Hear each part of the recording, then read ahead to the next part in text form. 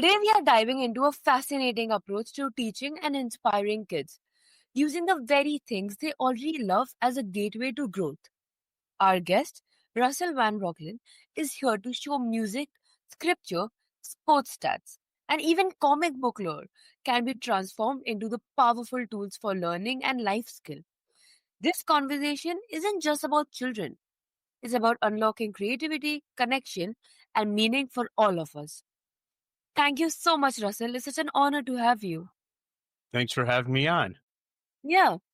So, how did you first discover the power of linking children's passion like music or sports to learning? Well, it started out when I interned for the New York State Assembly in the late 90s because I wanted to know how government worked. And I went there with a first grade reading and writing level. So they put me in a completely different part of the legislature, gave me a lot of accommodations. And at the end, I was recommended to get 15 credits of A minus, but my department at the State University of New York at Buffalo, political science department didn't like my accommodation, so they gave me 15 credits of F. So at that point, I needed to force myself to learn to read and write, and I was ended up being advised to go to law school. And when I walked into law school, I realized what I learned years later is dyslexics excel in graduate school because it's very specific. It's what we're interested in. And I was called on by Professor Warner, who was the dyslexic professor. Normally what happens is they use the Socratic method. They completely wipe a student out, keep asking questions to embarrass them, and they keep doing that until the students eventually learn to hold their own. Well, that didn't happen to me. He started asking me questions and I answered him. And when he didn't wipe me out right away, then he started getting a little snarky and I got snarky back. And then I'm leaning forward yelling at him. He's leaning forward yelling at me. It went on for 5 minutes, then 10, then 15. Then he had to call time. He said, Russell, you couldn't be any more correct. I have to move on to the next case. And my classmates who stayed in and graduated and been attorneys for a couple of decades, they said they still can't do that. So that's where I first learned that if you're in something that you're really good at, you really care about, and you're dyslexic, you own the place in grad school. And if you want to know why, if there's a book called Overcoming Dyslexia by Sally Shaywitz, second edition from Yale. She's a medical doctor. They do brain scans. It's a top book in my field. And if you turn it to page 78, figure number 23, you'll note that the front part of the brain, the dyslexic brain, is 2.5 times overactive. So that explains it. Mm-hmm. Yeah, that's amazing. And did you notice an immediate shift in engagement when you tried this approach? Oh, it was completely transformative because the front part of the brain deals with word analysis followed by articulation. And when you also add teaching the dyslexic, asking a question, not the general to the specific, but the specific to the general, then that forces us to organize our thinking, which is our biggest problem. If you ask a dyslexic in your specialty, your area of extreme interest and ability, do you have ideas flying around your head at light speed, but with little to no organization? The answer is yes. And the results have been absolutely spectacular. For example, I'm working on a book now, which is going to be titled Dyslexia Reading Turnaround. And it's a case study of one student. His name is Reed. His mother, Kimberly, gave me full permission to tell the story. I started working with them in December of 2027, not quite a year ago. Kimberly spent $700 for the state of Ohio to test her children. And Reed was at the beginning third grade level in regards to reading and writing. He was supposed to make minimum increases if he was in a public school and special ed for the rest of the year. He didn't do that. He increased, depending how you look at the data, not double what he was expected to do, not triple, but 7 to 11 times what he was expected to do to actually come out a little bit above grade level. His friends then said, Reed, we want you in public school to be with us socially. So he goes in, he's in all mainstream classes, and he's happy. What he still doesn't understand, the miracle that his mother was able to do is she wasn't doing this full time. These were 3 half-hour sessions a week on average for a little under 6 months. And I worked with her for about a half an hour a week. And she solved what every parent dreams of solving, getting their kids at grade level and functioning well in normal classes. So that's how incredibly powerful this stuff is. This wasn't a specialized school at 75 grand a year for 4 to 5 years. This was one mom for one semester working part-time with her son. That's how powerful this approach is. Yeah, that's so powerful. Because, like, it shows how learning doesn't have to feel like a chore. It can feel like play when we connect it to what truly excites a child. Yes, and that's the main point. What you have to do is follow the child's speciality to start off with. And this works not only for dyslexia, but attention deficit disorder and attention deficit hyperactivity disorder. The solution's identical. How do you find the child's area of extreme interest and ability, their speciality? Imagine it's a Saturday morning. You tell the child they can go whatever they want, do whatever they want. What would that be? That's their speciality. Yeah, absolutely.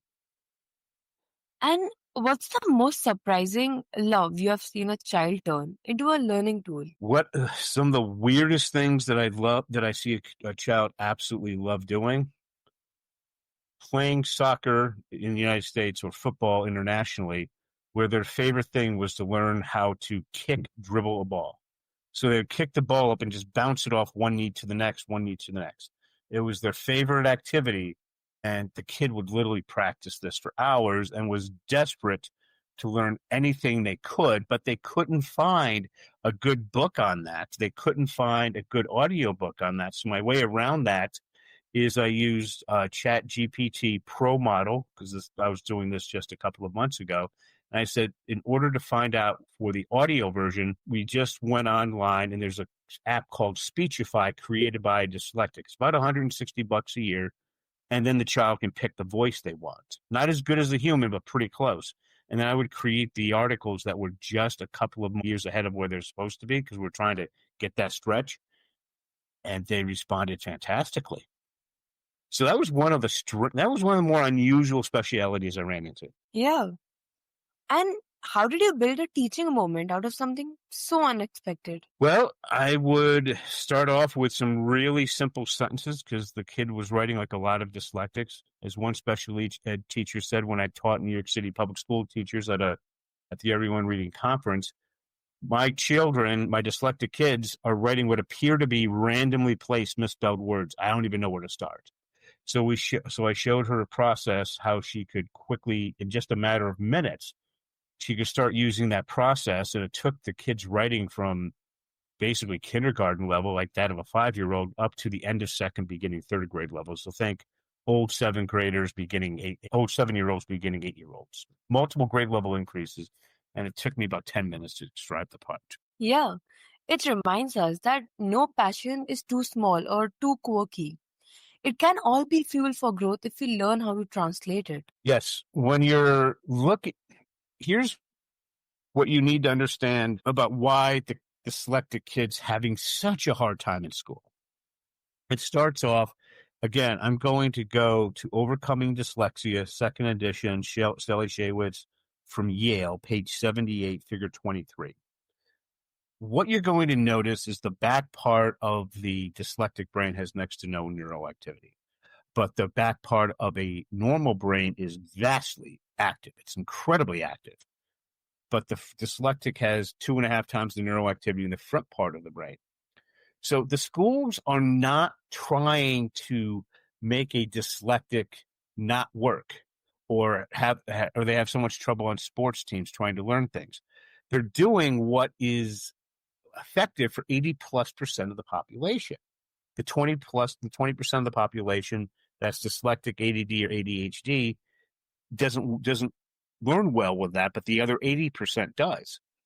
So how do we fix this from a big picture perspective? What do schools do? Number one, what they do is, let's think high school. An English class, you're going to read 5 books that year, 10 books that year, whatever the number is. It's a lot of books. The dyslexic wants to work in one book that they really care about for the entire year, or generally what I do, multiple years, right? Number two, in schools, they love teaching from the general to the specific.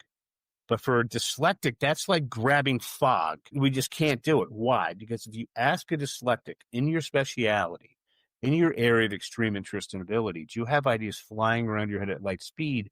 but with little to no organization? They're going to say yes. So then what we have to do is we have to force the brain to organize itself by using writing as a measurable output. We ask a specific to a general question. For example, what effect did Martin Luther King's I Have a Dream speech have? I'm sorry, what personally compelled Martin Luther King to want to give his famous I Have a Dream speech? We find it in his biography. We answer it. That answer gives us another question, which we answer. We keep doing that. And that forces the brain to organize itself by using writing as a measurable output. Completely the opposite of what they're doing in school. And school certainly isn't doing word analysis followed by articulation. They're certainly not doing that. That's why the kids are having so much trouble. And you try to say, oh, we'll accommodate you. Well, the accommodations are focused on the weakest part of the dyslexic brain where they got next to no neuroactivity going on. And you wonder why their learning is so far behind and so frustrating. Yeah, 100%. And some might even say focusing on what kids already love avoids pushing them out of their comfort zones. How do you balance passion-based learning with challenge? The thing about dyslexic kids is once you're in their speciality, you can go what people think is crazy. So I'm going to give you an example. For some reason, I almost always start off with kids when they're in 5th grade, 10 years old. And by far the most popular character or person that they want to study is Walt Disney. Why? Because they go to Disney World in the Magic Kingdom or Disneyland, and they walk in, that's Main Street, USA, and they feel the Disney magic. And I say, well, the Disney magic is based on 2 universal things. Now, remember, Walt Disney died in 1965, so it's nothing to do with today's different company, let's just put it that way. So I give them the book, Walt Disney, The Triumph of the American Imagination, all 1,000 pages of it at the 17-year-old reading level. So basically about a junior or senior in high school, and they're 10. And we're on that book to teach them to read, usually for about 2 years. But then even at 12, they're so far ahead of their classmates. And they're willing to do all this extreme amount of work because it's in their speciality. I hear it from parents all the time. My dyslexic kid won't do that. Of course they will, if they're in their speciality. You step out of it. For the super motivated kids, you're down 50% motivation-wise. Typical student, you're down about 75, 80%. And you wonder why they won't do the work. Yeah, totally. And do you think resistance actually helps children grow, or can it backfire? Here's the key thing on resistance that you need to understand with these kids. I'm going to use Reed as an example. He was very interested in Wolverine from X-Men. So I had his mom, they're a very religious family. So I said, you have to pre-read this stuff to make sure it doesn't offend your family or religious values. So she took some ones and let him pick. And then we wanted to try some other things. Sometimes she would say yes, sometimes she would say no. But we kept him in his speciality until he was at grade level. Now, when we put him back into normal classes, sometimes he's resisting. He's like, well, I only want to study what I want to learn. But now he can function okay. And just like anything else when you're dealing with a stubborn child who got used to something, we're saying that part of your time is now over. You are going to do this. All right. And you pretty much just say, we're the parent, you're the child, you are doing this. And they fight and scream, squirm a little bit, but then they do it. So that's what you really need to understand. You're going to have some of that pushback when you put them back into Gen Ed classes. Show them that they have to do it, and they will, and they'll be fine.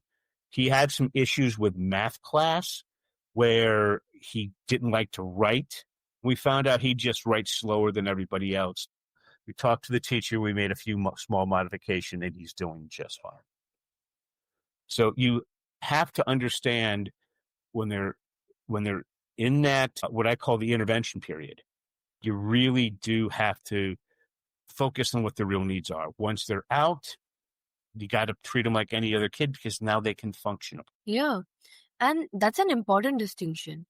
It's about stretching, not breaking, and guiding kids to grow with joy instead of fear. Well, when you're looking at fear, here's the one thing about dyslexia that most parents and teachers don't understand. in the most extreme cases with very intelligent kids, a lot of time, even like for sports, they might be told, if you can't figure out how to do this basic thing, we're going to drop you from the team. Or in school, if you can't do this academic task, we're going to hold you back for a year. And no, the adults don't know how to teach them. In sports, I've seen this so many times. The coaches are trying to show the kid, but they're just not picking it up. Same in school, the teachers just don't know how to help the kid. So then the kid's secret, this is for the really motivated, really intelligent kids. And the parents and teachers just know who the kid is, who are like that. And they would get so incredibly frustrated to the point of it being critically dangerous, shaming themselves, all sorts of horrible thoughts going through their head. They're going to lose their friends if they can't do this. And then the answer presents itself, and they barely pass, or they can barely do the basic skill. And that usually starts around third grade, second to fourth. And then that happens so many times they lose count, and they just think it's normal. Essentially, what we're forcing these kids to do is do doctoral level work when they're 8 years old. And what do I mean by doctoral level work? Imagine they can't pass a reading test. Nobody can help them. They figure out a solution, and then they pass. Barely, but they passed.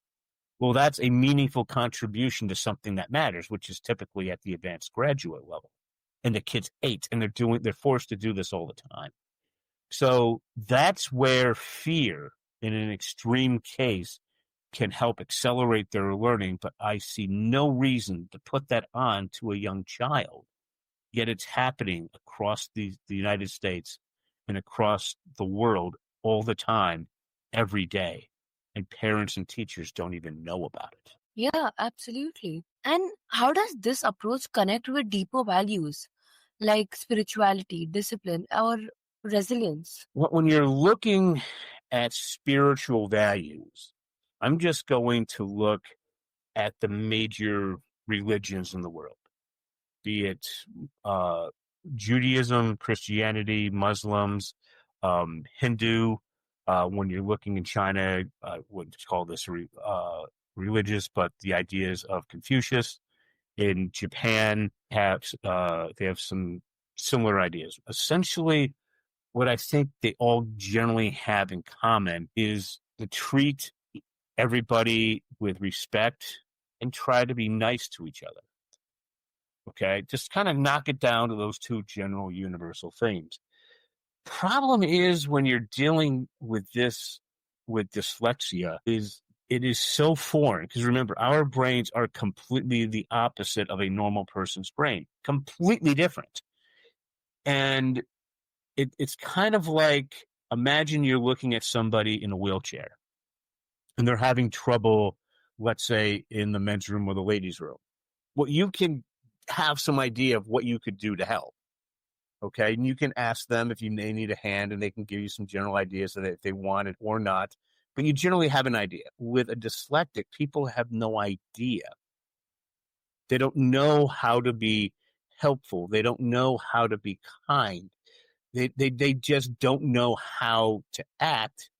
And through that lack of knowledge, some real conflicts can emerge. So most people want to do the right thing. Most people who are spiritual want to do the right thing. So what can they learn about dyslexia so they can know how to help? The first thing is just ask the kid, what's your specialty? What are you really interested in? What are you really good at? Find out what that is. Okay. And then when you're thinking about helping them, start asking questions from the specific to the general. All right. Focus on that. And then learn a bit of how to work with kids with word analysis, how to take things and reduce it to a universal theme, and then articulation. Explain it. Okay. Explain the universal theme after the word because. All right. Well, that'll give you a very general idea of how you can be helpful and not, because of just a lack of an understanding, say or do things which can be, quite frankly, very offensive to people with dyslexia. And also, can you share a story where a child discovered something bigger than the activity itself? Yeah. It came down to probably my most successful case. I never saw this before. I will never see this again. Her name was Casey, and she was 10 years old at the time. And she really wanted to learn and to explain to adults about Theodore Roosevelt. But she wanted to be like an adult with it. And I said, and she wanted to learn to read first, not writing, reading first. I said, okay, I can tell you how to do it. You're not going to do it, but I can explain the process. It's not hard. And she said in a soft voice, well, I'll do the work. And I said, no, you won't. So I explained, I took one of my processes and I modified it a little bit. And I assigned her a book called The Rise of Theodore Roosevelt. Now, just remember, this kid is 10 years old, reading at the second grade level. She'll turn 11 over the summer. And I give her this 1,000-page book that's written at the 10th grade to first year college level, depending on who you ask. And I said, okay, go through and learn every word in this book to start off with. Well, if I wouldn't be, I just couldn't believe it. She's in her room reporting to her mom 3 hours a night, 6, 7 days a week, most of the day throughout the summer and into the fall. 6 months later, her mom gives me a call. She said she was in her silent reading class. Kids came over, took her book, asked what it was. None of them could get past the first paragraph. She could give a dictionary definition of any word in the book. From there, that took 6 months. So she jumped from second grade to 10th grade reading level in 6 months. From there, she was I taught her over the next 2 years how to discuss things, to write things, really at the advanced college, beginning graduate level. She was ready for college at the end of 8th grade, not even a little bit before that. And that is the biggest increase, the biggest change that I've ever seen in my career. Yeah, that's so inspiring because it shows how these tools can not just shape skills, but character and purpose. Yes, what this does, especially usually what happens with dyslexics when they're told they're dyslexic in elementary school, is they either become hyper motivated and will plow through anything to get their work done, or they become shattered as a person. There's really not much in the middle. The middle is, I'll kind of muddle through if I don't like it. And what this does to the shattered of the person or the kids just muddling through is they become incredibly engaged.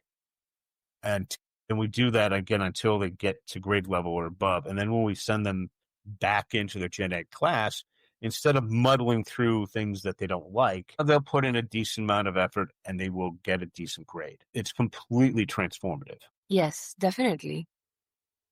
So this has been such an eye-opening conversation with Russell Van Brocklen, reminding us that the things kids are passionate about aren't distractions.